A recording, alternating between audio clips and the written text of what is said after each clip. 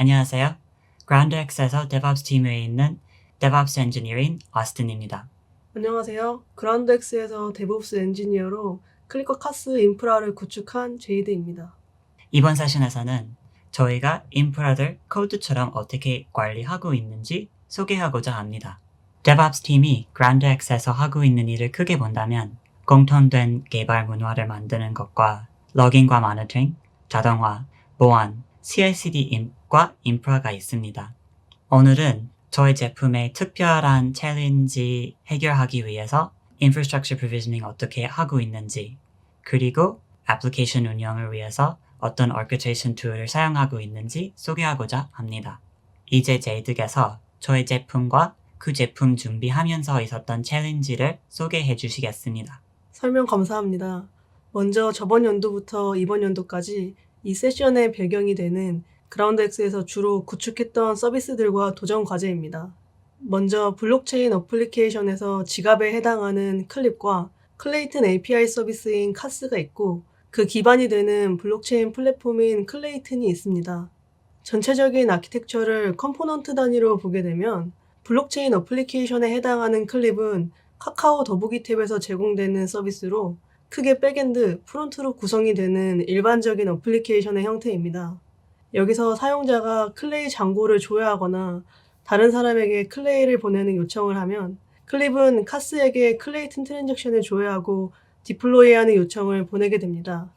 카스는 각각의 기능에 따른 API가 내부에서 운영하는 클레이튼 EN 노드와 통신하면서 트랜잭션을 생성하게 되고 아래 보이는 바오밥, 사이프러스 EN이 클레이튼 CN 네트워크에게 전달해서 해당하는 네트워크의 블록 정보를 받아옵니다.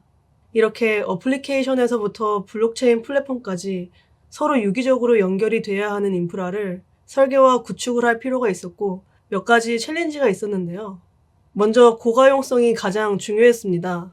앞서 많은 컴포넌트 중에 하나인 카스에서 운영하는 EN 노드의 다운타임이 발생하면 트랜잭션을 조회하고 전송할 수가 없기 때문에 카스와 클립 모두에게 영향이 있게 됩니다.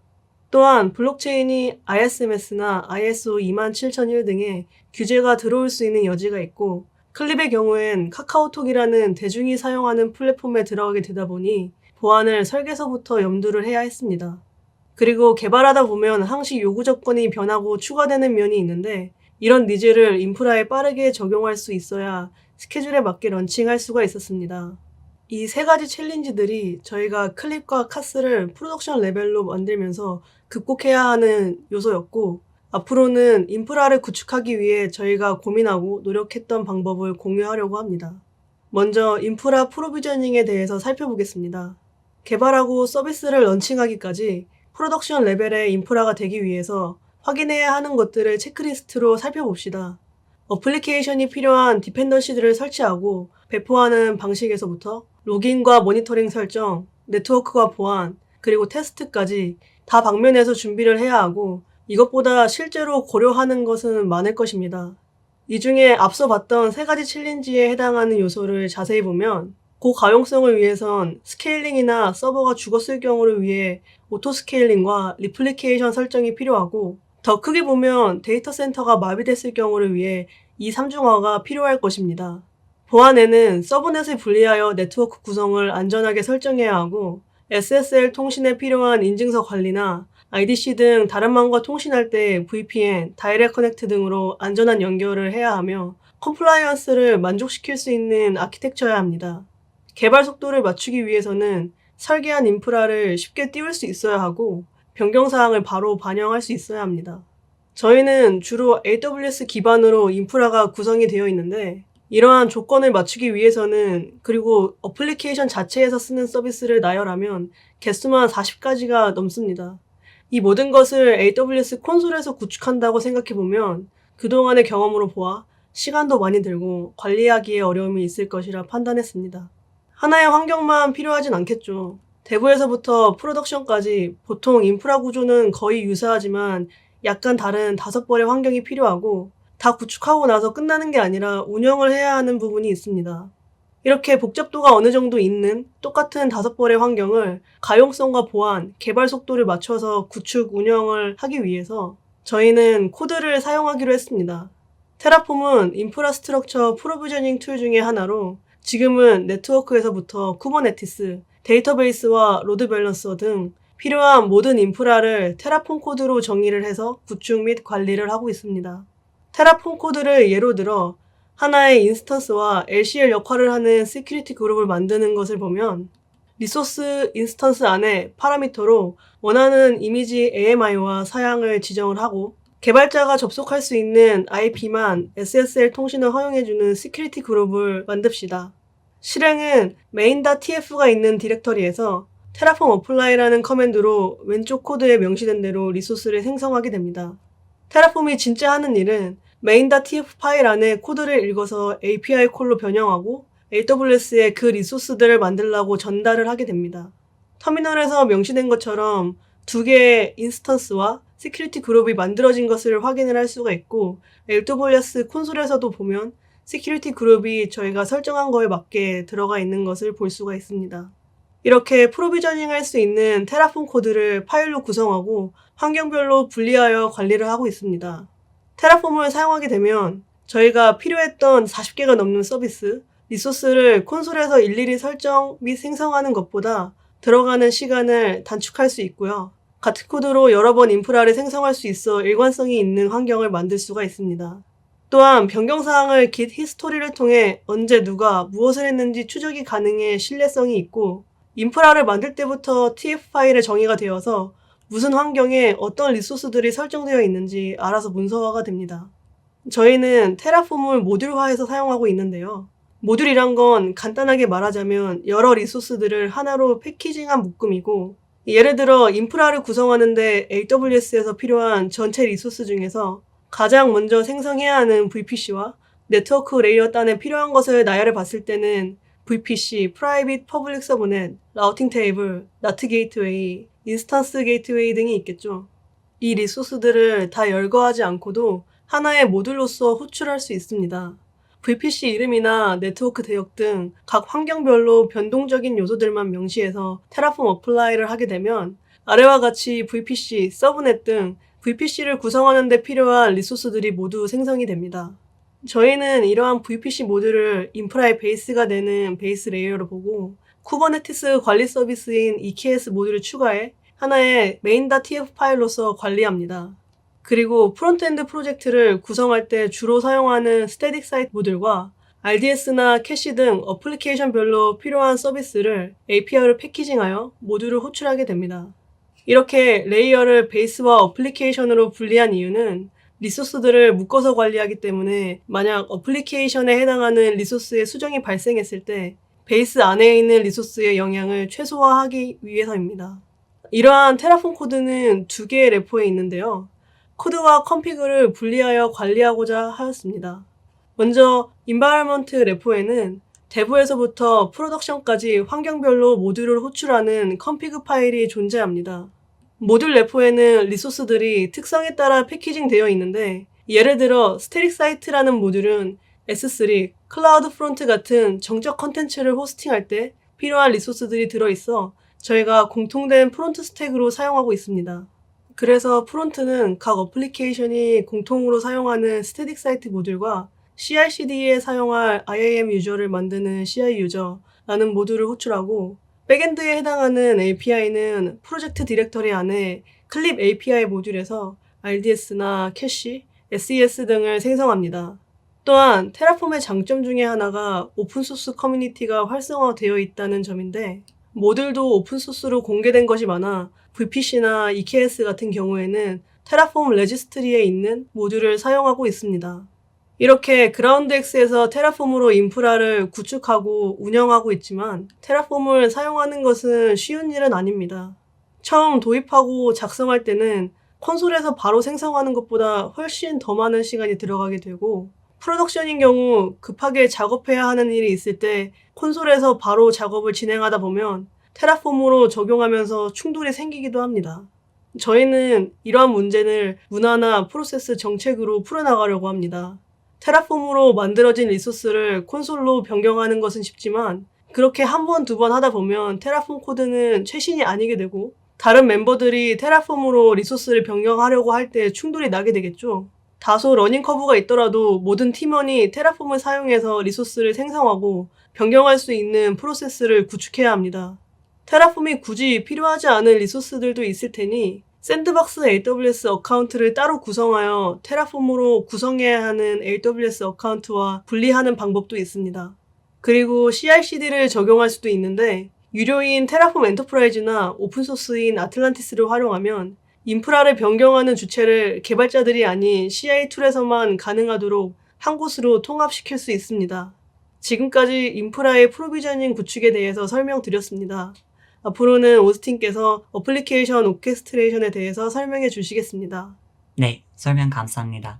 테라폼으로 준비한 클라우드 인프라 위에서 안전적인 서비스 운영을 위해서 역시 다른 고려해야 할 점은 있습니다. 앞서 설명드린 3가지 분류로 정리해보겠습니다. 첫째, 고가용성입니다. 안전적인 서비스를 위해서 시스템 점검 없는 무중단 배포 프로세스를 기본적으로 지원해야 됩니다. 사용자 수에 따라서 실시간으로 확장해야 되고 서비스 애플리케이션 혹은 인프라에 문제가 생겼을 때 자동으로 복구할 수 있는 구조도 필요합니다. 보안도 빼놓을 순 없습니다. 사용자의 소중한 자산과 정보 처리하는 시스템인데 직접 접속 안 해도 관리할 수 있는 방법 필요합니다. 접속이 필요해도 강력한 접근 제어 필요하고 모든 접근 이력에 대한 상세한 로깅도 있어야 됩니다. 셋째는 개발 속도인데요. 앞에 말씀드린 무중단 배포도 개발에서 릴리스까지 걸리는 시간을 줄일 수 있는데요. 그 외에 서비스 특징에 따라서 필요한 프레임워크와 언어 동일하게 지원하는 플랫폼 필요합니다. 그리고 사용되는 플랫폼의 커뮤니티에 사용할 수 있는 오픈소스 툴이 많으면 더 좋습니다. 이 점 생각하면서 새로 생성된 인스턴스에서 서비스 운영 준비하려면 무엇을 해야 할까요? 기본 시스템 설정부터 시작할 수 있겠습니다. 그 다음에 버전 호환을 생각하면서 각 서비스가 필요한 컴포넌트를 설치해야 됩니다. 서비스 자체 설치한 다음에 그 서비스의 설정도 관리해야 합니다. 시스템에 대한 접근 제어도 필요하고 시스템과 서비스 상태 확인할 수 있는 모니터링 에이전트 설치해야 됩니다. 러그 수집 툴은 마찬가지입니다. 다 준비해도 서비스 운영하면서 패치 관리 잘 챙겨야 됩니다. 서비스 업데이트 됐을 때 배포해야 되고 어떤 내부 서비스가 다른 내부 서비스와 통신할 수 있도록 서비스 디스커버리 시스템을 마련해야 됩니다. 서비스나 인프라에 문제 생겼을 때 언제든지 복구할 준비해야 됩니다. 챙겨야 되는 것들은 계속 이어집니다. 다른 방법은 없을까요? 저희 팀은 항상 복잡하거나 반복되는 작업을 자동화하려고 노력을 하고 있는데요. 이 과정도 자동화할 수 있겠죠? 흔한 문제라서 자동화할 때 사용할 수 있는 오픈소스 많습니다. 이렇게 서비스와 필요한 툴 다 설정할 수 있고 시간 절약과 실수 방지할 수 있습니다. 그렇지만 저희 클립과 카스에서는 수십 개의 마이크로 서비스 있고 각각 requirement가 다르기 때문에 서비스마다 관리할 필요 있고 배포한 다음에 운영 중인 서비스 관리하기 위해서 또 다른 툴이 필요합니다. 그래서 한 툴로 설치부터 런타임 관리까지 할 수 있는 컨테이너 오케스트레이션 플랫폼을 찾게 됐습니다. 다양한 컨테이너 오케스트레이션 플랫폼 중에 선택할 수 있습니다. 각각 얼마나 복잡한지, 서포트가 얼마나 잘 되어 있는지, 그리고 문제 생겼을 때 대응할 정보가 툴이 충분한지 고려해야 합니다. 클립과 카스 운영하기 위해서 쿠버네티스와 AWS의 Managed Kubernetes 서비스인 EKS를 선택했습니다. 쿠버네티스 운영하게 되면 유연하게 사용할 수 있습니다. 서비스 관리는 물론 서비스 디스커버리, 모니터링, auto-scaling과 persistent volume까지 지원하기 때문에 거의 모든 서비스를 올릴 수 있습니다. 사용성도 좋은 편입니다. 서비스에 필요한 리소스만 정하면 쿠버네티스가 abstraction layer 역할로 뒤에 있는 인프라를 실시간 관리를 해줍니다.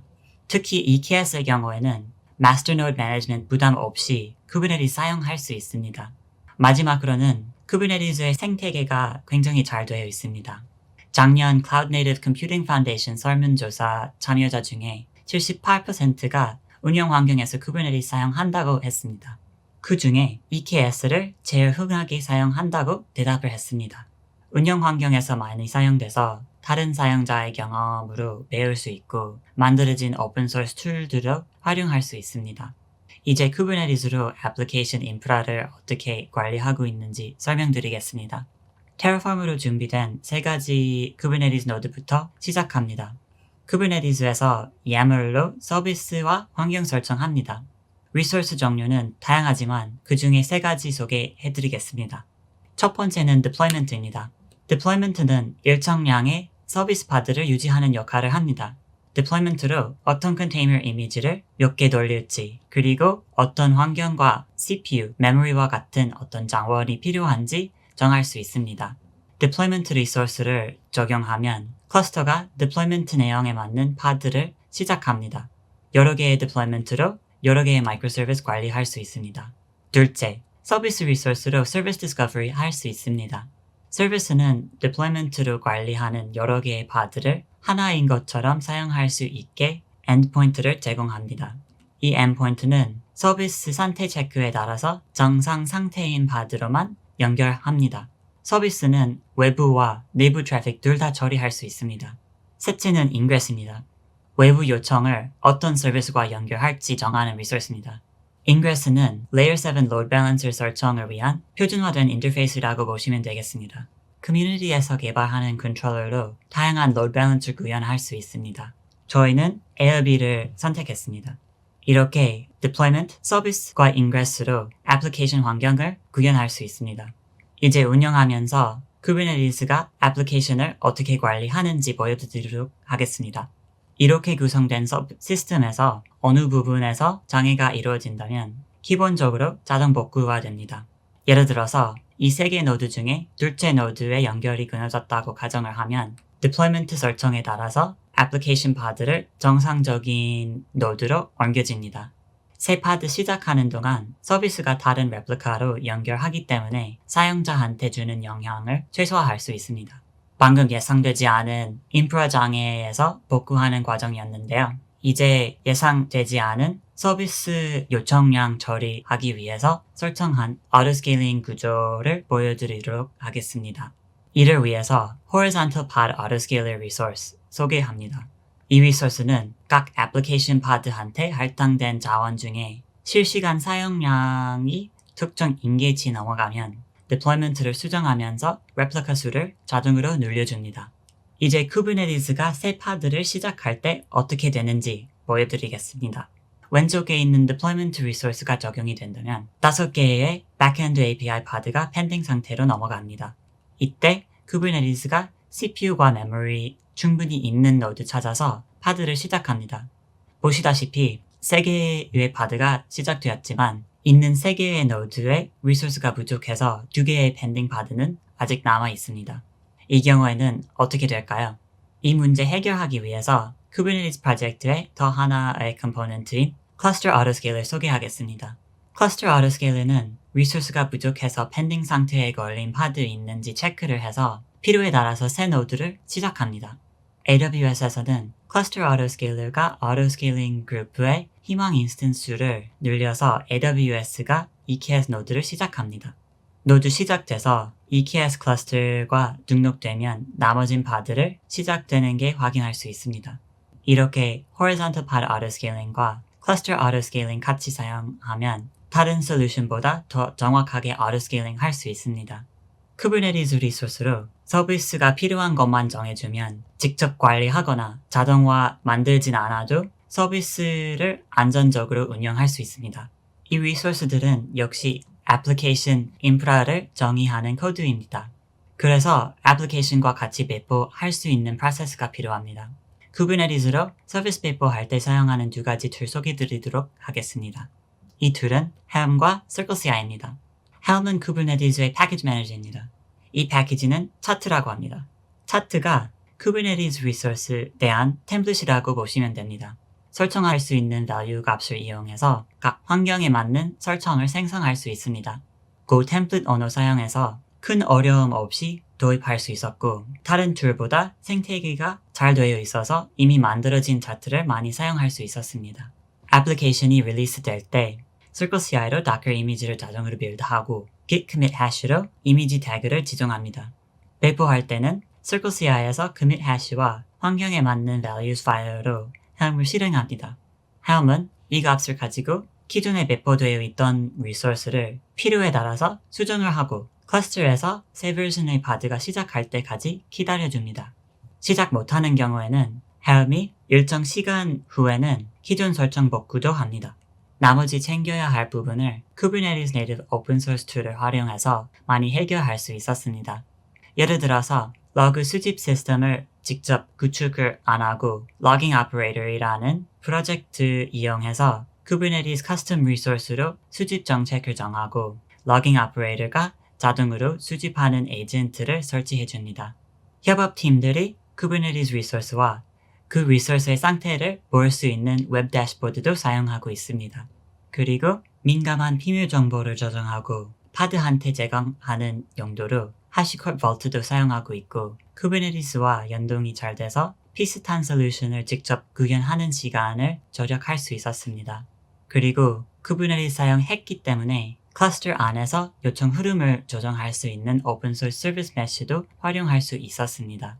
지금까지 저희 서비스를 Kubernetes로 어떻게 운영하고 있는지 소개해드렸습니다. 이 툴들을 적용하고 몇 가지 좋은 결과가 이루어졌습니다. 첫 번째는 저희 사용자한테 안전적인 서비스를 제공할 수 있었습니다. 사용자 만족도 수치인 aptX인데요.